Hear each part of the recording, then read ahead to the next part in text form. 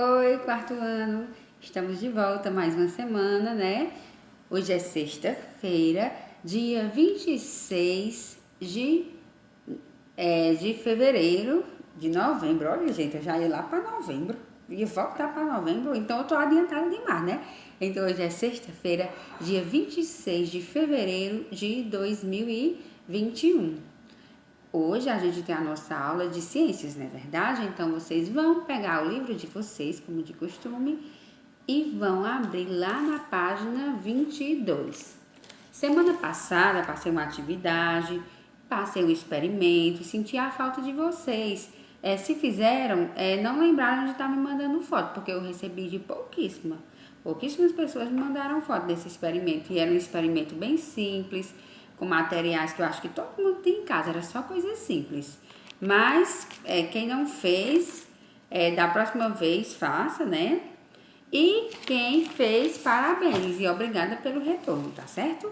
Então, nas nossas atividades de hoje, eu vou querer que vocês abram o livro de vocês lá na página 25, tá bom? Livro de Ciências, página 25. A gente vai estudar hoje sobre separação e misturas, tá bom?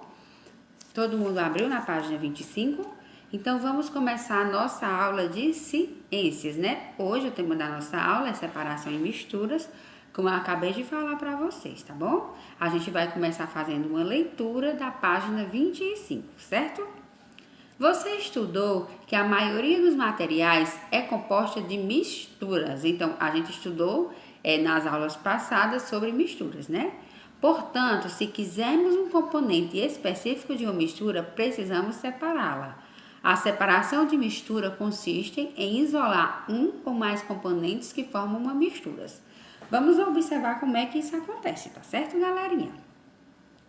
Observe alguns exemplos de mistura e conte para os colegas e o professor como você faria para separar os materiais que compõem cada uma delas.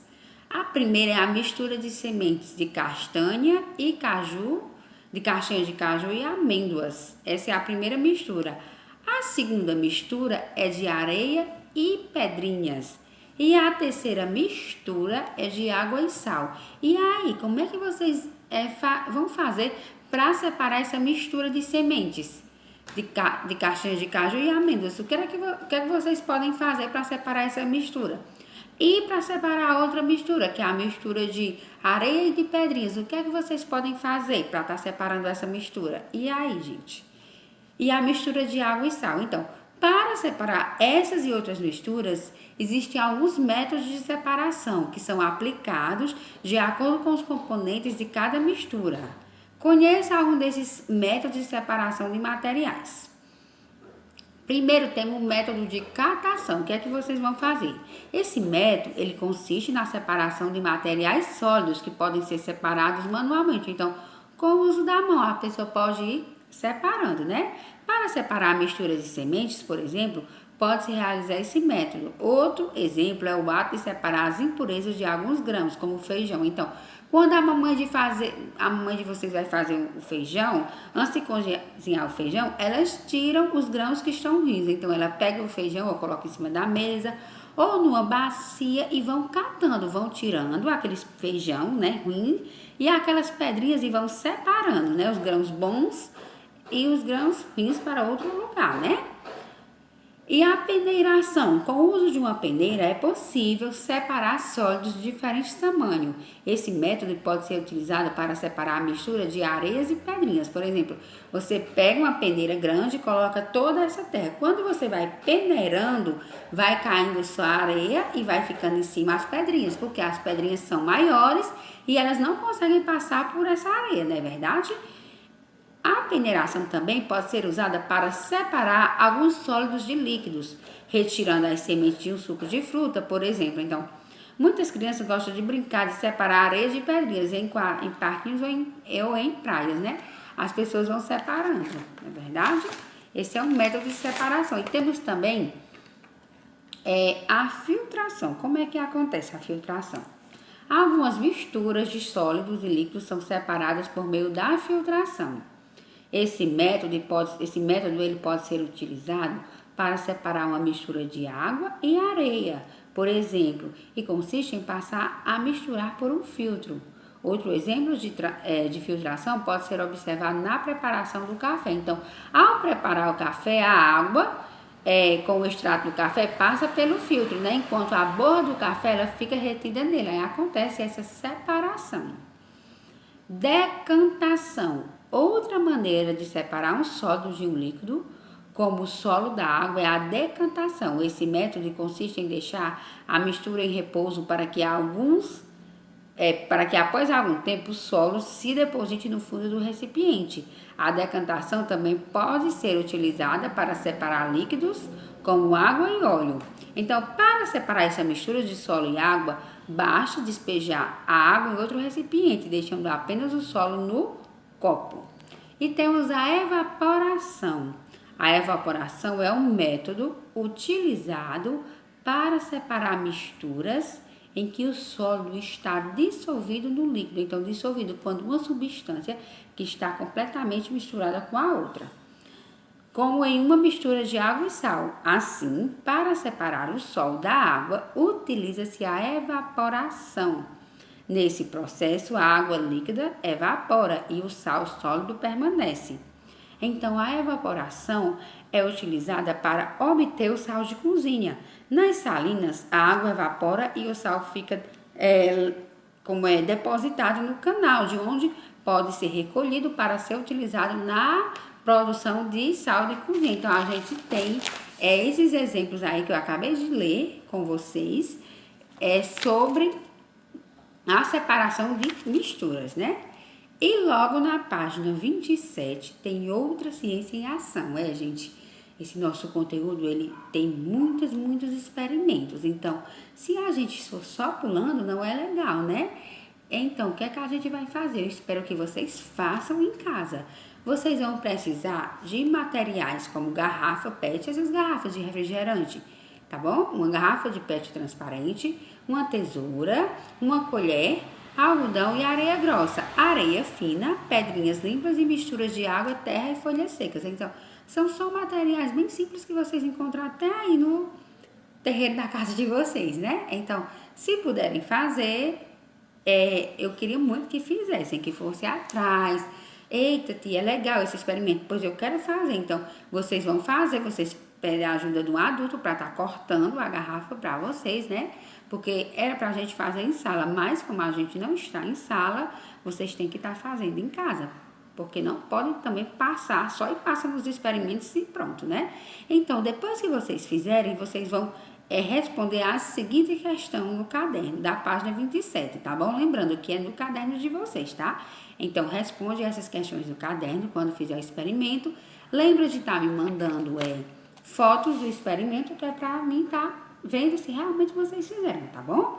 Bem simples esse experimento, com materiais simples que vocês têm aí na casa de vocês. Aí depois a gente vai fazer a leitura da página 28, que diz como funciona uma usina de reciclagem. E aí, vocês sabem me dizer como é que funciona uma usina de reciclagem? Então, a gente vai fazer a leitura para saber agora como é que funciona essa usina, tá bom? Todo mundo acompanhando a leitura contínua lá na página 28 do livro. A usina de reciclagem é o local onde os resíduos recicláveis, ou seja, papel, plástico, metal e vidro, são transformados em matérias-primas para serem utilizadas na fabricação de novos produtos. Observe como funciona o processo da reciclagem. Vamos olhar. Passo 1. Acontece na coleta. As usinas de reciclagem recebem os resíduos recicláveis que foram coletados por empresas de coleta ou cooperativas de catadores.